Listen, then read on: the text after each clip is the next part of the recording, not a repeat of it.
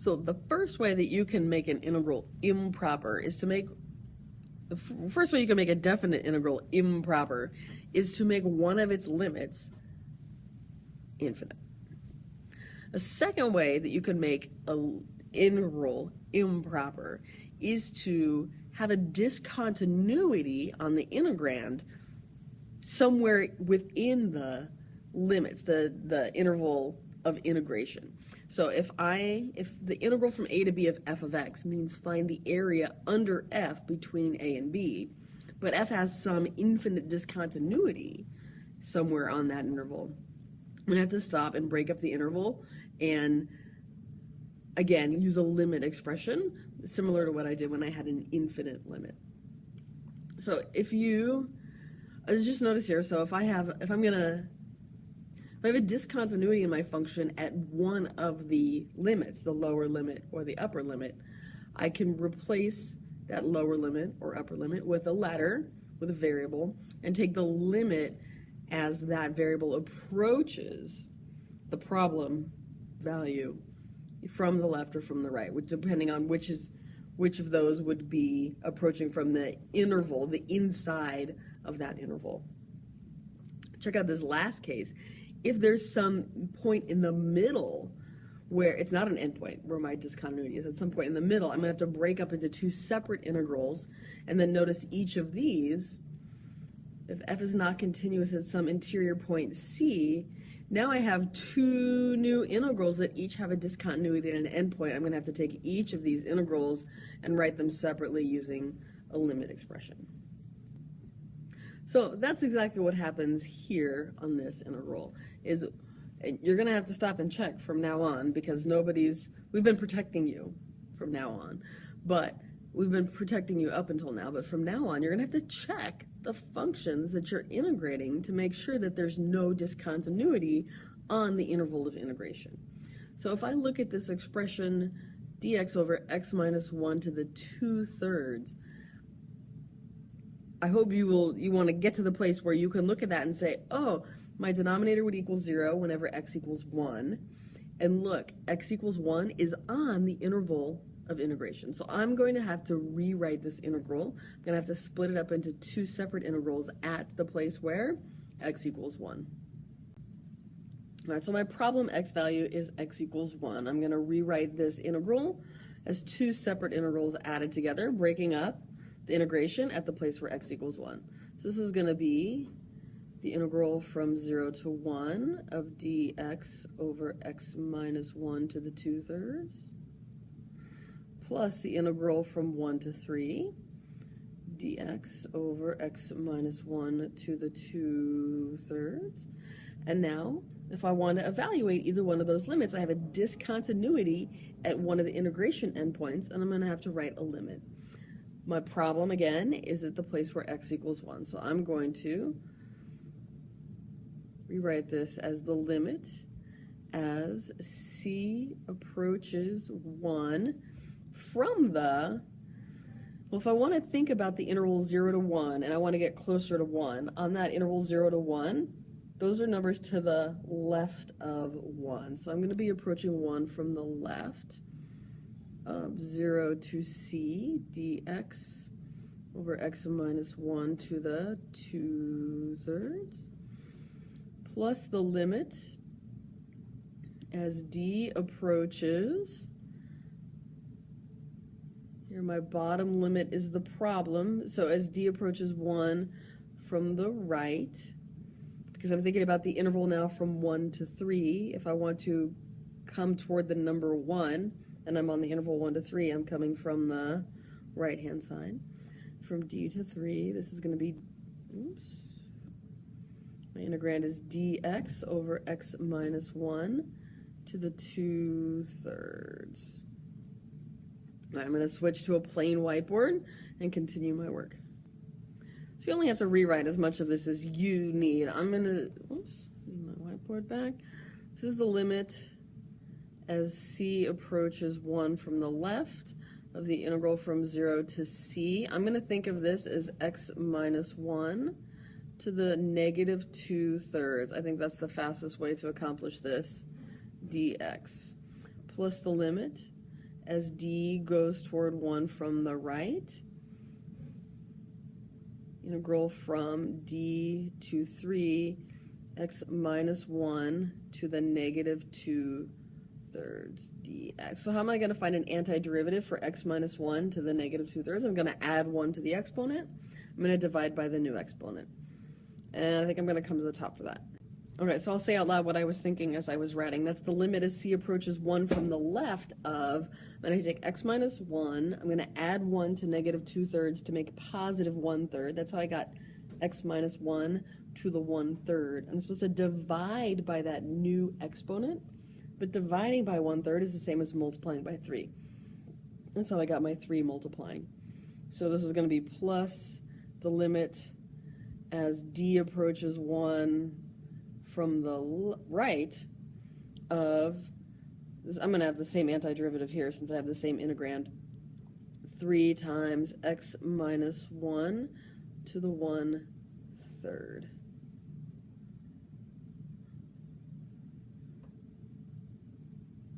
I left off on both of these. I should have an integration statement. So this is from 0 to c, and that's going to be from d to 3. All right, so this is going to be the limit as c approaches 1 from the left of, it's going to be 3 times c minus 1 to the 1/3 minus 3 times negative 1 to the 1/3. That's 0 minus 1. Good. Plus the limit as d approaches 1 from the right of 3 times, I'm going to replace x with 3, so 3 minus 1 makes 2, 2 to the 1/3 minus 3 times d minus 1, d minus 1 to the 1/3. All right, this is the limit as c approaches 1 from the left of, look, I'm not going to have any problem now when I replace c with 1, because I will have a 0, but I can raise 0 to the 1/3 power. I just couldn't raise 0 to the negative 2/3 power because I would end up dividing by 0. So watch this. This is going to be 3 times 0 minus 3 times, remember raising to the 1/3 exponent is the same as taking the cube root. The cube root of negative 1 is negative 1. Plus the limit as d goes to 1 of, this is 3 times the cube root of 2 minus 3 times 1, take away 1. Oops, that should have been going to 1 from the right. Not that it's going to matter in this case. So the d I'm going to replace with a 1. 1 minus 1 makes 0. This is 3 times 0. So here we go. I don't have any c's left, right? I've replaced my c. I've replaced my d. This is going to be 0 plus 3 times the cube root of 2 minus 0. So final answer 3 plus 3 times the cube root of 2. Okay, I'd like to introduce you to what we call the comparison test. If you have two separate functions, f and g, and you know, somehow you know, that f is always smaller than g. No matter what x you pick, we can focus on positive x's. So on the domain 0 to infinity, no matter what x you pick, the outputs of the f are smaller than the outputs of the g's. So if we know that to be true, we can prove that if g converges, so if you can integrate the g function on whatever interval, you must also be able to integrate f, because if this is g, right, and there's some way that you know, by whatever, some of the math we've just done, that you know g converges. You can integrate from 0 to infinity g of x, and you know that f is always smaller than g, then f must also converge. Kind of similarly, if you know that f is this, and f diverges, so if you tried to integrate f from 0 to infinity, and you can't because you get a divergence, you get an infinite area, and you know that g is bigger than f, at least as big as f everywhere, then g must also diverge.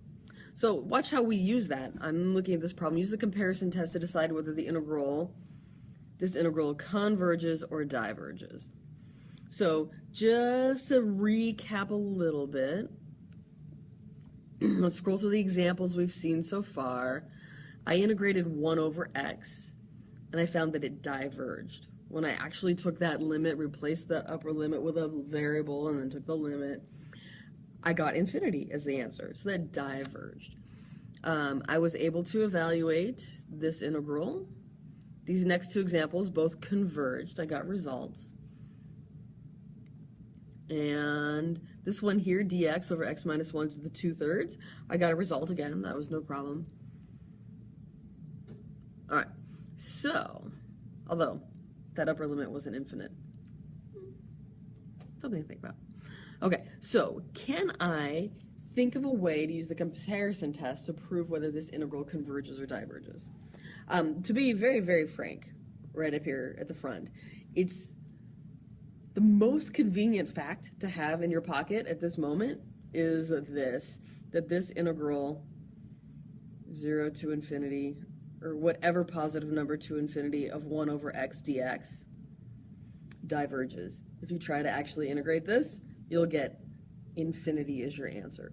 So I'm going to pick this. Takes a lot of practice, but I've done some of the practice, and I look at this integral 2 plus cosine of x, and I think about that denominator of x, and I say, well, if I can prove that this is always smaller than or equal to 1 over x, I'll be able to say that it must also diverge. Oops. If I can prove that this is bigger than or equal to x, I can say, I can prove that 2 plus cosine of x over x is always bigger than or equal to 1 over x. I'll be able to say that this diverges. So that's going to be my plan. I know that, here's what I want to show. Can I show that 2 plus cosine of x over x is always greater than or equal to 1 over x? So I have the exact same denominator. Compare the numerators. Do I know that 2 plus cosine of x must always be greater than or equal to 1? And I say, yes, I know that because I know the range of the cosine function is from -1 to +1. So the smallest possible output of the cosine function is -1. If I add -1 to 2, I'm going to get the smallest possible output for my left-hand side. What is -1 plus 2? It's 1. So the very smallest my left-hand side could be is 1, and 1 is in fact greater than or equal to 1. If I use something, if I find an x that gives me a cosine of x that is bigger than -1, which is going to happen most of the time, then my left-hand side is in fact going to be greater than 1. So I've just proven that 2 plus cosine of x all over x must be greater than or equal to 1 plus x. So here's what I'm going to write.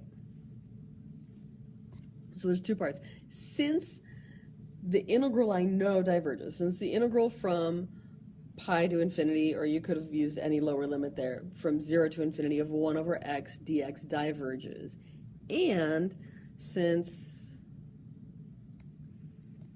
2 plus cosine of x over x is greater than or equal to 1 over x for all x greater than 0, greater than or equal to 0, greater than 0, because you can't have 0 in your denominator. Therefore, that integral that we were given at the beginning, 2 plus cosine of x all over x dx, also diverges.